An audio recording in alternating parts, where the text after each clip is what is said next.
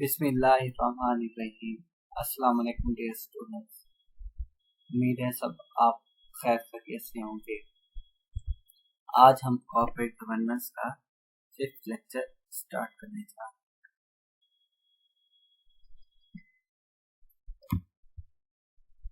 आज का lecture start करने से पहले हम प्रीवियस लेक्चर को डिस्कस कर लेते हैं कि हमने लास्ट लेक्चर में क्या क्या पढ़ा था। सबसे पहले हमने डिस्कस किया था शेयर होल्डर क्या होता है। शेयर होल्डर या stock holder is an individual और institution including a corporation that legally owns any part of share of stock in a public or private corporation. Shareholder own the stock but not the corporation itself.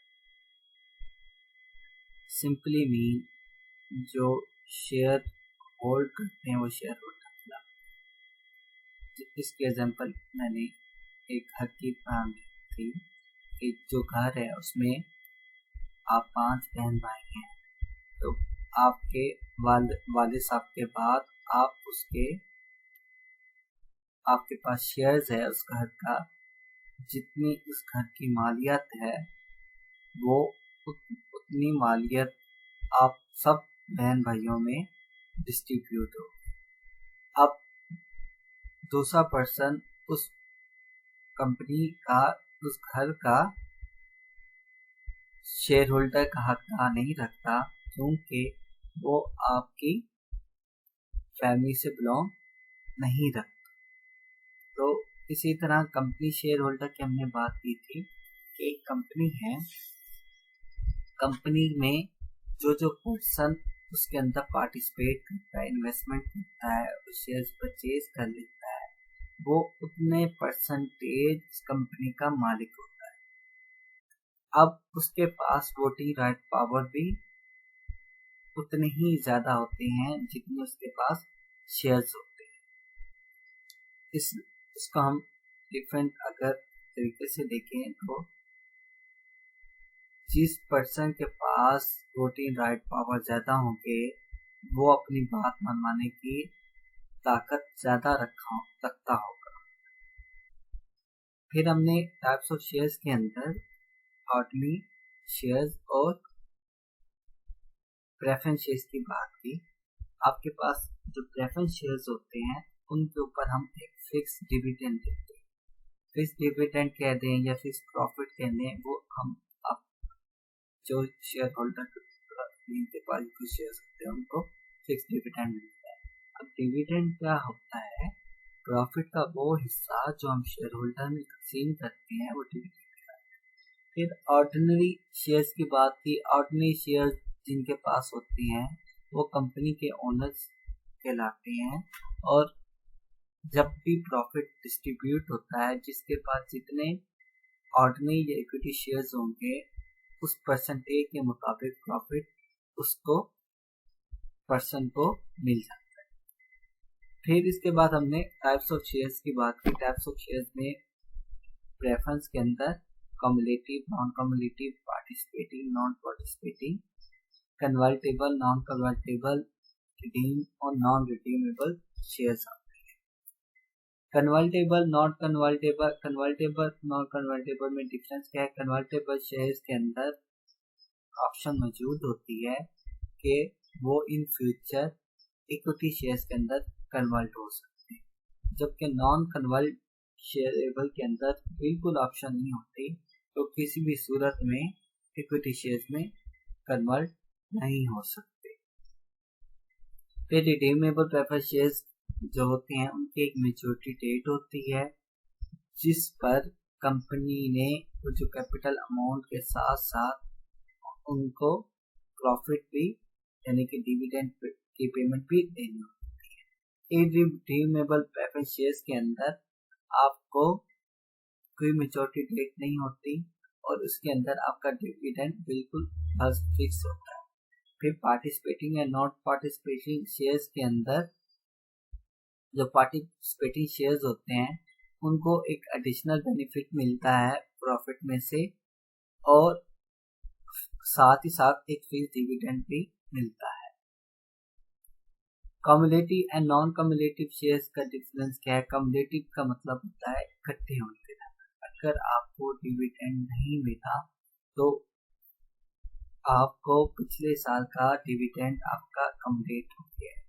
चाहे company 5 साल बाद भी आपको dividend दे तो वो कम्युलेट previous जितनी भी years का उन सबको कम्युलेट करके दे।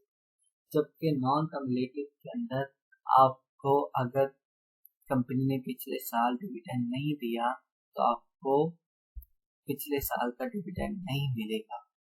फिर शेयर विद कॉलेबल ऑप्शन होता है कि कंपनी को अपनी प्रोजेक्ट रनिंग के लिए पैसों की जरूरत होती है और कंपनी साथ ये भी चाहती है कि अगर हमारे पास पैसे जब आ जाए तो हम ये वापस रिटर्न भी करना चाहें तो हमारे से इजी रिटर्न हो जाए। तो इस पर्पस के लिए शेयर विद कॉलेबल ऑप्शन होती है कि कंपनी जब चाहेगी कि आपसे शेयर्स कॉल करेगी तो आपने कंपनी को वो शेयर्स वापस करना ही करना है। फिर लास्ट जो पॉइंट था वो communication between share holder and board कि आपके कॉर्पोरेशन के अंदर या कॉर्पोरेट गवर्नेंस के अंदर आपकी कम्युनिकेशन बहुत ज़्यादा इम्पोर्टेंट है। शेयर होल्डर बोर्ड के क्यों इम्पोर्टेंट है? अगर हम अपने शेयर होल्डर को बताएंगे नहीं कि ये एक्टिविटीज हो रही हैं, ये काम चल रहा है, तो हमारे शेयर होल्डर को इस वजह बात का ना इल्म होने की वजह से वो डिसीजन मेकिंग हमारे अच्छे नहीं हो सके और प्रॉफिटेबिलिटी के ऊपर हमारा इफेक्ट हो। तो इसके लिए डिफरेंट एक्टिविटीज परफॉर्म होती है। सबसे पहले एक रिस्पॉन्सिबिलिटी होती है कि एक रिपोर्ट बनाना एक फिक्स इंटरवल के बाद ताकि वो कम्युनिकेट गैप को कम किया जा सके। फिर चेयरमैन स्टेटमेंट को अटैच करना, फिर कंप्लाइंस स्टेटमेंट अटैच करना, फिर इनफॉर्मल कम्युनिकेशन जो होती है उस कम्युनिकेशन को भी इफेक्टिवली कम्युनिकेट करना। ये सारा का सारा अहम पार्ट होता है communication between share holder and board. आज के लेक्चर में हम बोर्ड ऑफ डायरेक्टर को, टाइप्स ऑफ बोर्ड को, पावर्स ऑफ बोर्ड को, delegation of power and function of board, tool available to boards को डिस्कस करें। अब बोर्ड ऑफ डायरेक्टर क्या होता है? A group of elected individual whose primary responsibility is to act in the owner's best interest by formally monitoring and controlling the firm top level managers. अब board of director के अंदर जो group elect होता है उसकी जो primary responsibility होती है ओनर्स के बिहाफ पर इस बात को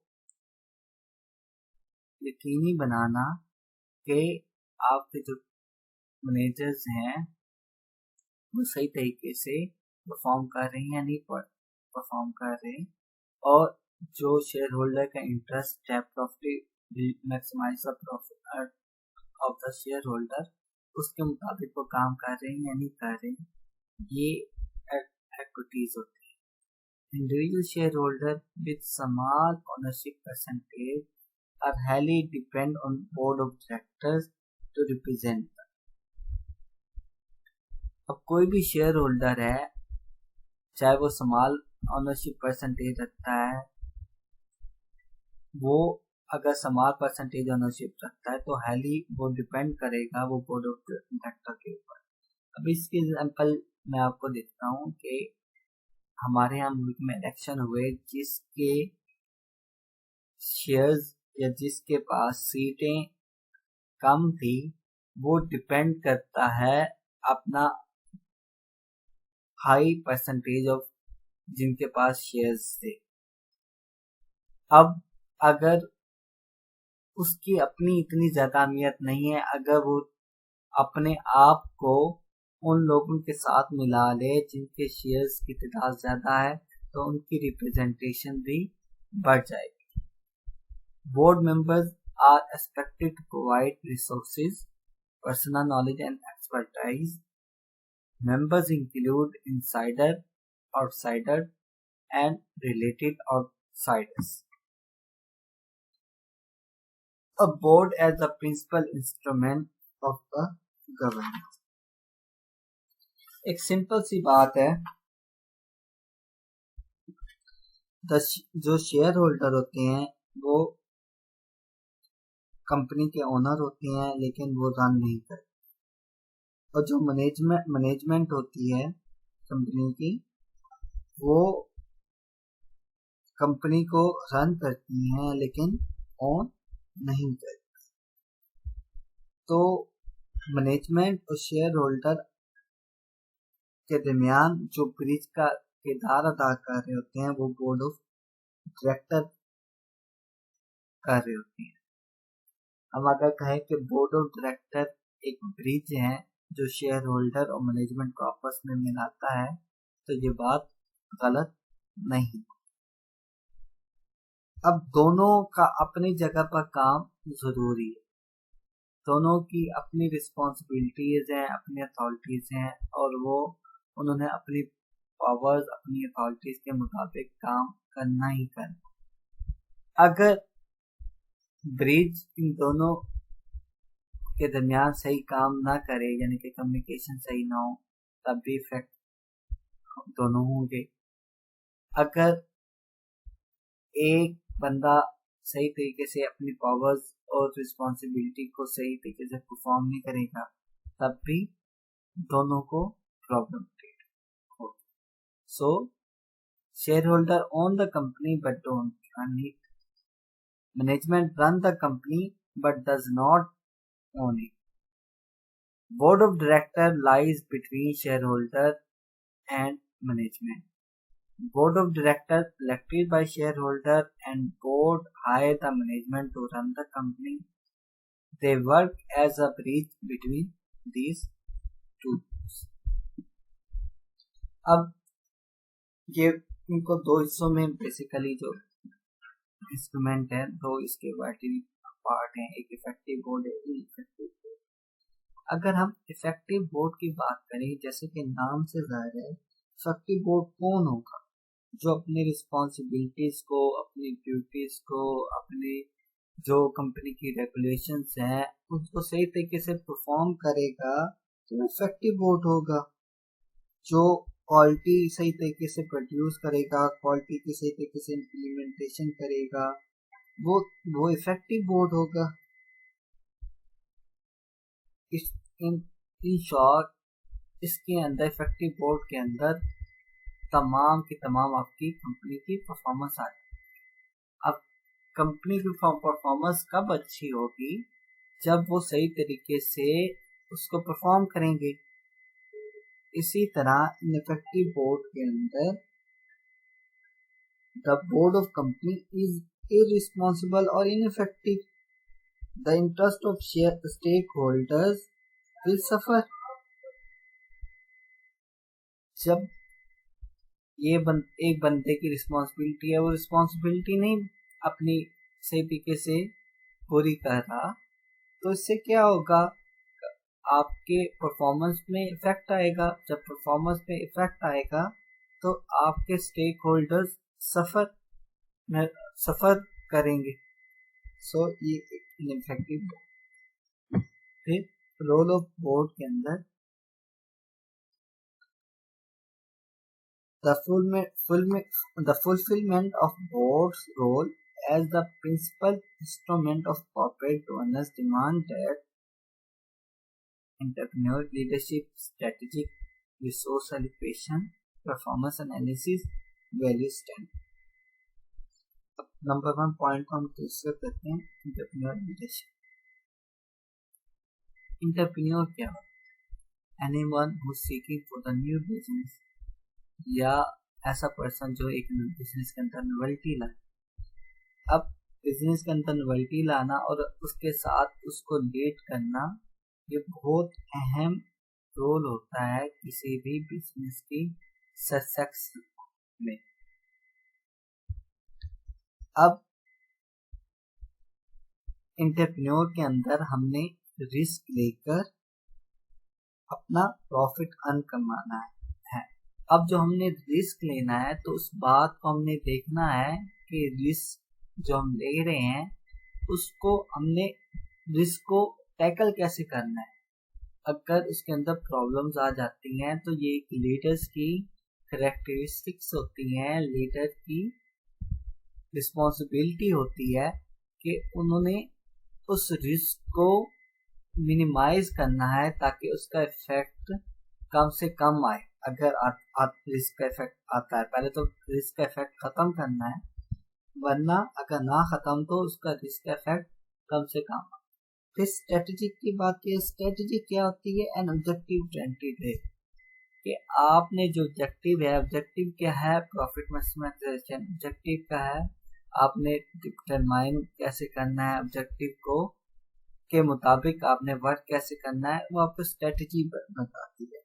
तो इस should set strategy long term objective of the company and to plan for their achievement. फिर रिसोर्स एलोकेशन है। अब sources and resources are the main part of the company. हमने देखना है कि किसी कंपनी के सोर्सेज क्या क्या हैं और उन सोर्सेज को रिसोर्स कैसे बनाना है, कैसे यूटिलाइज करना है। ये एक बहुत अहम जिम्मेदारी होती है बोर्ड की जो उन्होंने परफॉर्म करनी होती है। It must arrange for resources needed to implement the strategic plans. Performance analysis, अब हमने जो प्लान बना लिया, सब कुछ स्ट्रेटजी बना ली, अब उसके बाद हमने अपनी परफॉर्मेंस को देखनी है कि हमारी परफॉर्मेंस क्या रही। So it should review the performance of the management to ensure that board's plan are being effectively and efficiently implemented. फिर अगला पॉइंट है value of standard. Value of standards क्या होते हैं? सबसे पहले कंपनी ने ये लाजमी डिफाइन डिटरमाइन करना होता है। उसी के अंदर कंपनी की मिशन, विजन और वैल्यू स्टेटमेंट होती है जो कि उसने अपने मैनेजर्स और एम्प्लॉय को बतानी होती है।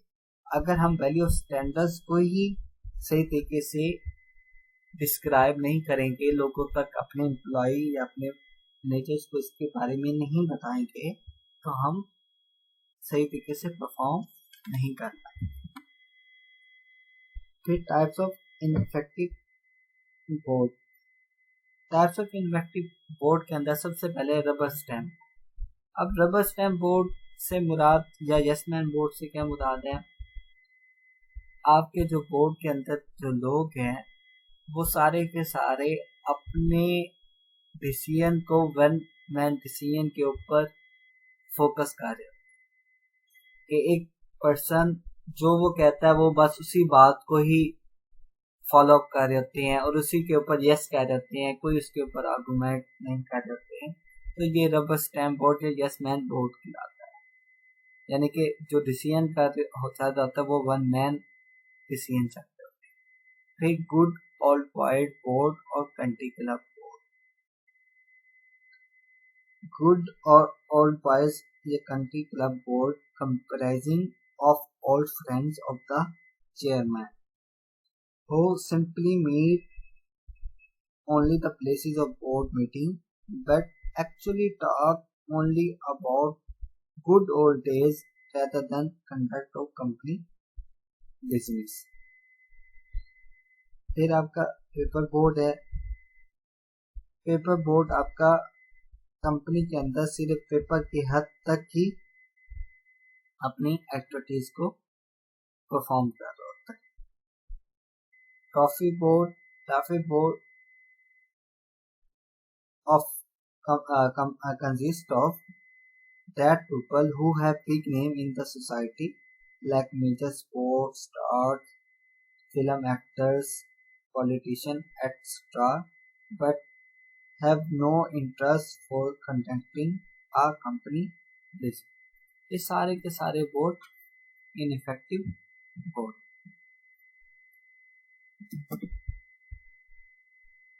ये कॉर्पोरेट बोर्ड की स्लाइड है।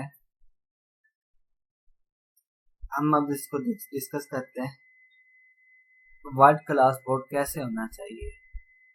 सबसे पहले ये देखें, ये ग्रुप ऑफ पीपल दिखाया गया है, अंडरस्टैंडिंग बोर्ड डायनामिक्स।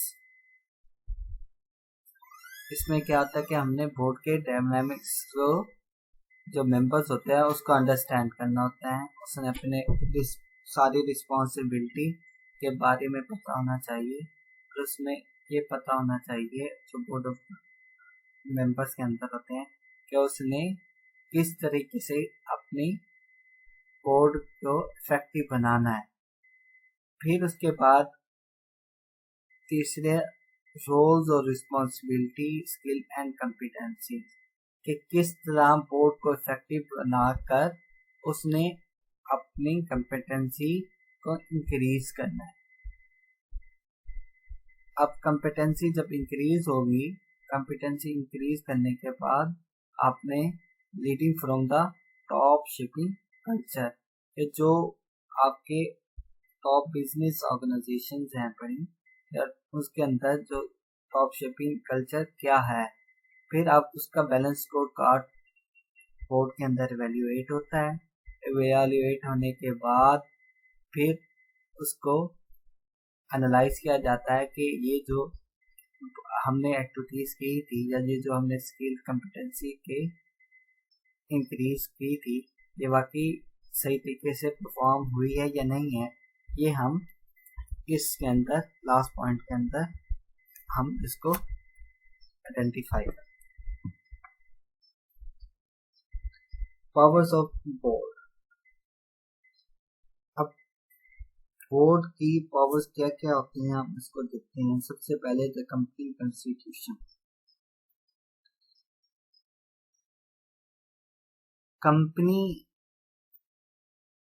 के अंदर आपके मेमोरेंडम ऑफ एसोसिएशन और आर्टिकल ऑफ एसोसिएशन बहुत ज़्यादा इम्पोर्टेंट होते हैं, क्योंकि इसमें बोर्ड की powers, right of duty, responsibility, each and everything आपकी डिफाइन की जाती है। और जब ईच एंड एवरीथिंग डिफाइन की जाती हैं तो उसमें ये बात भी बताई जाती है कि किसकी क्या ड्यूटीज हैं और उस ड्यूटी को उसने किसने फुलफिल करना है और अपनी पावर को कैसे एक्सरसाइज करना है। ये सारा का सारा कंपनी के आर्टिकल एसोसिएशन और मेमोरेंडम ऑफ एसोसिएशन के अंदर ध्यान दिया जाता है। फिर दी लॉ। अब लॉ के अंदर हमें सपोर्ट करता है कि हमने किस तरीके से कि अपनी पावर्स और ड्यूटीज को डिफाइन करना है। अब कंपनी ऑर्डिनेंस 1984 है और कंपनी एक्ट है जिसके मुताबिक हम अपनी कंपनी को पावर या कंपनी को रन करते हैं। इसके बाद आता है resolution passed by share holder. In certain cases, shareholder may grant such power to the directors that were not previous available to the director. They were not assigned to the director by the company article of association. फिर आपका particular specific organization आता है. Sometimes director powers are defined the practice prevailing in the particular industries are defined. Delegation powers of board आता है. Delegation power board के अंदर मुख्य चीजों को हमने डिस्कस करना होता है, जैसा कि is it necessary to delegate this power, is the method used for delegating the power appropriate. ये सारी की सारी बातें हमने delegation powers by the board के अंदर अंडरस्टैंड करनी होती हैं, ताकि जो रिस्पॉन्सिबिलिटी ऑफ डेलीगेटर है वो अपनी सही तरीके से परफॉर्म कर सके। फिर functions of board. Function of board में आपके approve strategic plan, approve annual budget, engage external auditors, ensure annual report, review major operation activities। Approve strategic plan क्या है कि approving a managing company strategic plan is a part of the function of the board। Approval annual budget and plans include operation and capital budget are also part of the function of the board। Engage external auditors। अब board का ये भी function है कि उसने एक external editors को engage करना है। अब एडिटर्स को क्यों इंगेज करना है? ताकि वो कंपनी का ऑडिट कर सके और शेयर होल्डर का इंटरेस्ट, शेयर होल्डर का ट्रस्ट इंक्रीज हो सके। इस ऑडिटर के ऑडिट करने से शेयर होल्डर का इंटरेस्ट इसलिए बढ़ जाता है कि उसे यकीन हो जाता है इस कंपनी में फ्रॉड या किसी किस्म की बेईमानी के चांसेस अब नहीं रहे, क्योंकि एक एन इंडिपेंडेंट पर्सन ने आकर अकाउंट्स को, तमाम चीज़ों को अच्छी तरीके से चेक किया।